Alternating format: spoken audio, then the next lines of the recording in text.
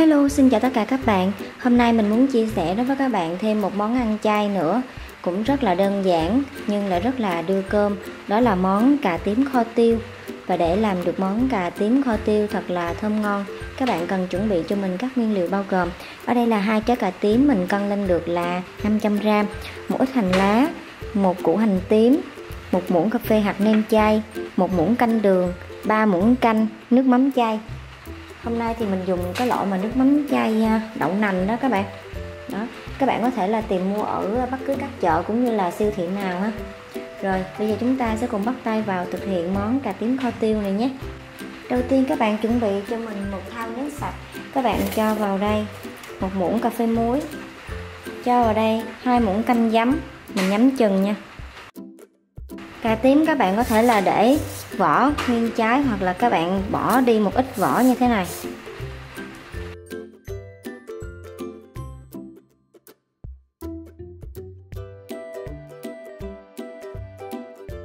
Cắt đến đâu thì các bạn sẽ ngâm vào trong hỗn hợp muối giấm để tránh cho cà nó bị đen. Rồi mình vừa ngâm và mình sẽ cắt nhỏ lại. Các bạn có thể là để nguyên miếng như thế này để các bạn kho tiêu. Với mình thì mình sẽ cắt nhỏ lại nha.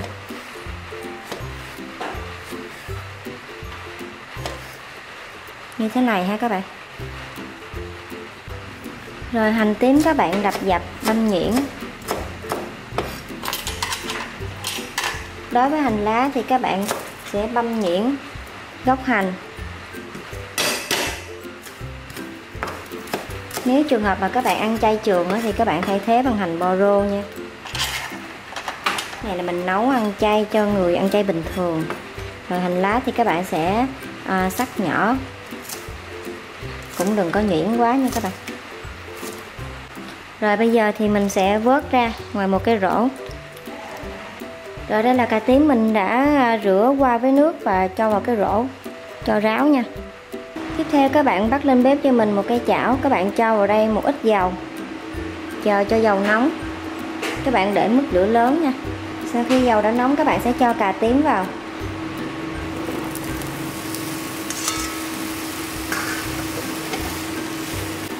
Rồi các bạn để mức lửa lớn và các bạn áp chảo qua như thế này.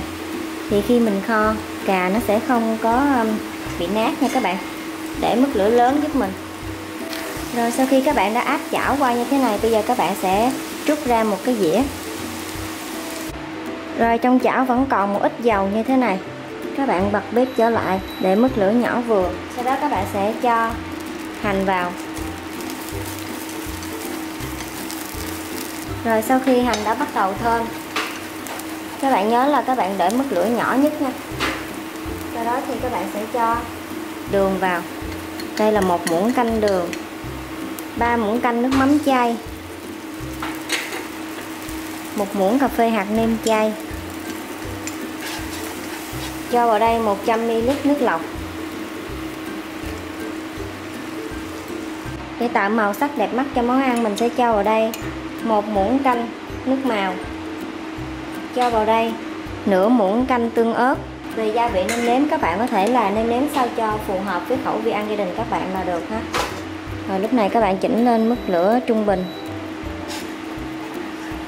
Rồi sau khi hỗn hợp nước mắm đường đã bắt đầu sôi bùng trở lại thì các bạn sẽ cho cà vào để mình kho.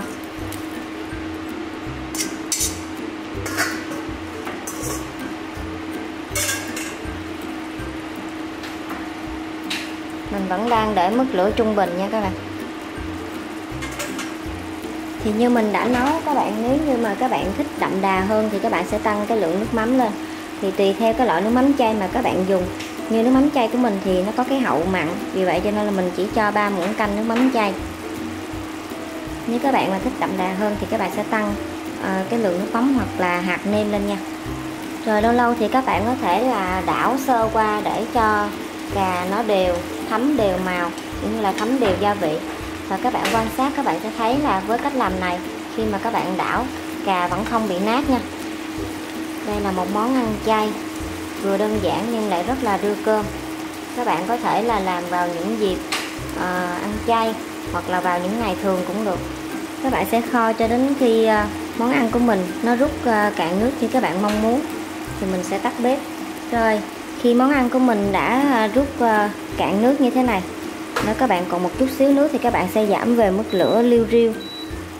Sau đó thì các bạn sẽ cho hành lá vào. Rồi cuối cùng các bạn sẽ tắt bếp và cho tiêu xay vào. Màu sắc rất là đẹp luôn á các bạn. Nếu như các bạn không có nước màu sẵn giống như của mình thì các bạn có thể là thắng nước màu cấp tốc rồi các bạn kho cũng được ha. Bởi vì kho tiêu cho nên là mình sẽ cho tiêu nó hơi nhiều một chút. Rồi như vậy là chúng ta đã hoàn thành xong món cà tím kho tiêu, một món ăn với cách làm rất là đơn giản nhưng lại rất là đưa cơm. Các bạn có thể là vào bếp và làm món này để dành cho những người thân yêu và bạn bè của mình thưởng thức vào những ngày thường hoặc là vào những ngày ăn chay. Và nếu như các bạn cảm thấy yêu thích món cà tím kho tiêu này của mình, đừng quên cho mình một like và đăng ký kênh ủng hộ cho mình, cũng như là chia sẻ cho thật nhiều bạn bè để biết thêm một cách làm nữa về một món ăn chay vừa ngon vừa đẹp mắt như thế này nhé. Cảm ơn tất cả các bạn đã theo dõi. Chúc các bạn thành công và ngon miệng. Hẹn gặp lại các bạn vào những món ăn ngon tiếp theo. Bye bye.